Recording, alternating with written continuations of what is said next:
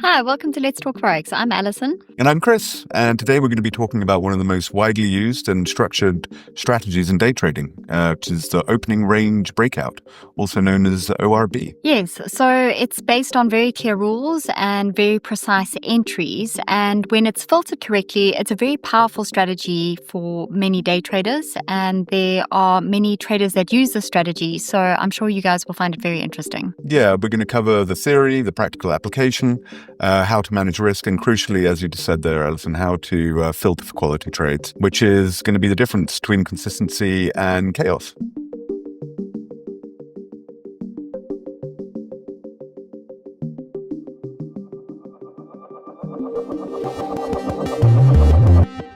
So let's begin with the basics. The opening range breakout involves identifying the highs and the lows of the first few minutes of any open session. So it could be the London or the New York session, for example. And it's typically the first 15, 5 or even 30 minutes of those sessions. And you'll take a trade basically if price breaks out of the top or the bottom of that range. Yeah, exactly. The break above the range signaled a potential long entry.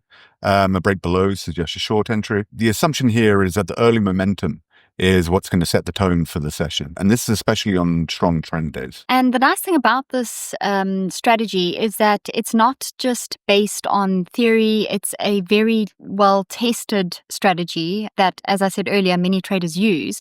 And so because of that, it almost has a bit of a self-fulfilling prophecy. And it's also, it's rooted in market behavior and it's refined by, decades of experience and data, I could say. Yep. Yeah, exactly. And that brings us on to a guy called Toby Crabel. He's one of the earliest and the most successful traders to formalize the OBR strategy. Crabel basically used Wyckoff's method and gave it structure. And his book that he wrote called Day Trading with Short-Term Price Patterns in the Opening Range Breakout compiled his research into the behavior of the markets during the first minutes of a session, basically. Yeah, that's right. So he would analyze historical price data across multiple instruments, and he discovered these repeatable patterns. And one of the key observations, and the main observation, what we're talking about today, was that the opening range often set the tone for the market's trend for the rest of the day.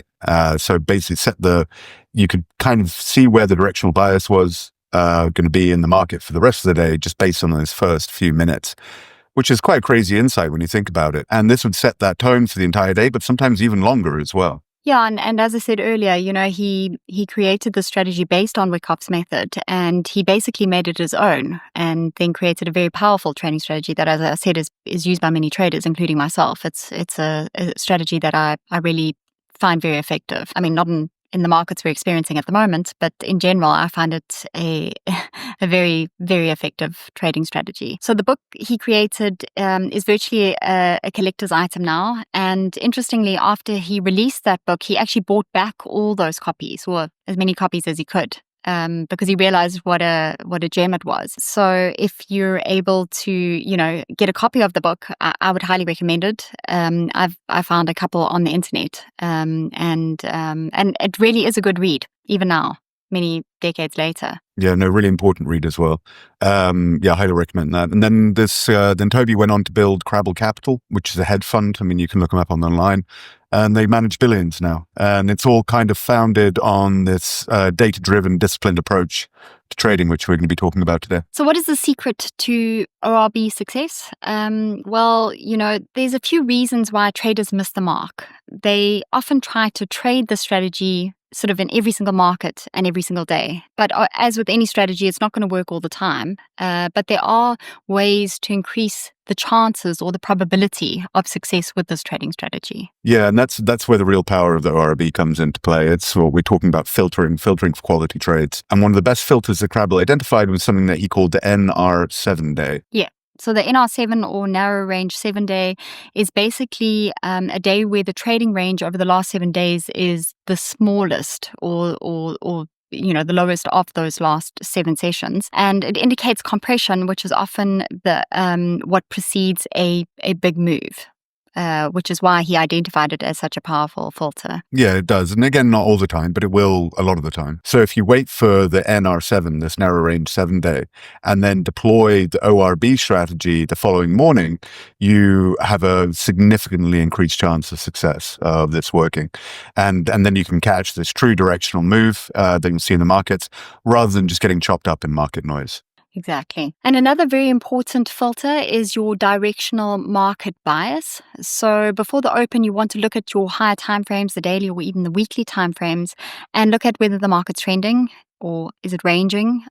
Is it at a breakout point where you think it might break above a certain level? Or are there catalysts like earning or macro data? Again, as I said, at the moment, it's very difficult to know where the market's going to go. There's some very strange movements happening in the market at the moment, and things aren't acting as they usually do. So if you look at the general market trend, it might give you a better idea of what's going to happen during the opening range. And then where you should take your trades or whether you shouldn't take your trades. But it's very important to look at the whole picture before you decide on a directional bias. Absolutely. And this is something we've talked about before. It's really important to look at external factors and the longer term external factors before you engage in any trade. And that remains the same with the OBR. But if the daily chart is in a strong uptrend and it's closing near highs, then you focus on long trades only using the ORB. Whereas if it's in a downtrend, then you want to bias short. The important thing is you're not just reacting to the market. You're positioning yourself within the broader flow of the market. Yeah, so the ORB basically becomes your execution method. It doesn't become your analysis. So you look at it basically as a trigger for your entries. Absolutely. So let's have a look at some real world examples now. So let's say you're watching Tesla, which is, we won't go into how Tesla's been doing recently, but let's say you're looking at Tesla, right? And you mark out the first 15-minute range. The high is at 1.127.88 and the low is 125, right? So you've got about, the range there is about $2.88. If you're listening to this, go check out the video and you're going to see the chart. Yeah. So your trading plan is simple. Obviously, you've got your range. If the price breaks above 127.88, then you're going to go long with a stop below the 125. And that gives you a very clearly defined entry and risk. Yeah, it does. No, it's really important. And then you can also use a 5-minute range as well for faster entries. It's more aggressive, but and so it comes with the risk of false breakouts. But I think the 15-minute ORB is probably quite a nice balance that most traders will feel comfortable with between confirmation and early positioning. And then just again, you want to make sure that the general market conditions support, going long or short. So if it's in a downtrend but breaks above 127.88, you certainly not going to, you're just at a higher risk taking a long trade in those market conditions. So if you're looking at setting your targets, some traders prefer a fixed risk to reward ratio, like a 1-to-1 or 2-to-1 risk reward ratio. Others hold until the end of the day, aiming to catch a trend day. So the basic rule in terms of the ORB as well is if it is trending, then you can hold till the end of the day. But if you're in a ranging market, you might want, a simple A to B trade with a fixed risk reward ratio. Yeah. And if you've filtered for an NR7 day and your bias aligns with the daily chart, then those are the days to go for, not necessarily, but to think about going for an extended move. So you think even 5-to-1 or even 10-to-1 on if that momentum really follows through in the markets. And another thing you can do is you can take, scale out. If that works for you, you can take partial profits at a 1-to-1 risk reward ratio. You can then trail your stop and then you can let the rest run. So there are many ways to pyramid in and out of trades as well. Yeah. Absolutely. Let's have a look at another example. So we're going to look at the DAX. So suppose yesterday was an NR7 day and the DAX closed the top of a multi-day range. Yeah. Then you see here the next morning, the price gaps up and then it starts to climb. So you obviously bracket the 15 minutes opening range. And as soon as price breaks above it on strong volume, then you go in for the trade. Yeah. And because you've aligned yourself with a higher time frame momentum, the breakout isn't random. You've actually lowered your risk quite considerably here. It's supported by the structure.